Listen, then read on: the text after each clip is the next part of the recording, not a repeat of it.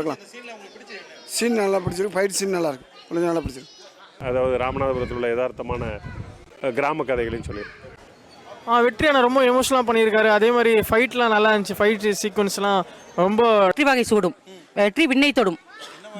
பிரபு sir கொஞ்சம் இன்னும் இவ்வளோ வயசாகியும் அவரோட நடிப்பு திறமை, அவர் கொஞ்சி மொழி, அந்த சகோதரரோட நடிப்பு, ஒரு தகப்பன் மகனோட வந்து சூப்பர். நேச்சுரலாக இருக்குது, நேர்மையாக இப்படி நேச்சுரலாக எப்படி கதை எப்படி ஊரில் நம்ம படிக்காட்டில் எப்படி கிராமத்தில் எப்படி இருக்குமோ அதே மாதிரி இருக்குது.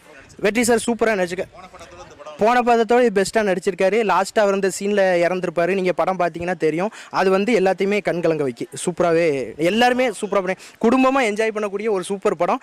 எல்லா காமெடி ஆக்ஷனு எல்லாமே கலந்த ஒரு சூப்பர் சினிமானே சொல்லலாம். சூப்பராக இருந்துச்சு. கண்டிப்பாக அது வந்து ஃபேமிலியோட பார்க்கக்கூடிய ஒரு சப்ஜெக்ட் தான். ஹீரோயின் நல்லா பண்ணியிருக்காங்க, அந்த படத்தில் சூப்பராக பண்ணியிருக்காங்க. அதாவது அந்த புதுமுகன்ற மாதிரியான ஒரு தோற்றங்கள் இல்லை, உண்மைக்கு நல்லா பண்ணியிருக்காங்க. பார்க்கலாம், கண்டிப்பாக அவசியம் பார்க்கலாம். நல்ல குடும்பத்தோட பார்க்கக்கூடிய நல்ல படம். ஃபைட்டு சூப்பராக பண்ணியிருக்காங்க. உண்மைக்கு ஃபைட் வந்து ஹீரோ வந்து நல்ல ஒரு எக்ஸ்பீரியன்ஸான ஒரு ஃபைட் மாதிரி தான் பண்ணியிருக்காரு. அது ஒரு புதுமுகம்ன்றதே அதில் காட்டல, அந்த ஃபைட் சீன்லாம் காட்டின ஒரு நல்ல ஒரு எக்ஸ்பீரியன்ஸான ஒரு ஃபைட் நல்லா பண்ணியிருக்காங்க. நல்லா இருந்துச்சு படம். சூப்பர் சூப்பர் சூப்பர் கேரக்டர் வேற மாதிரி.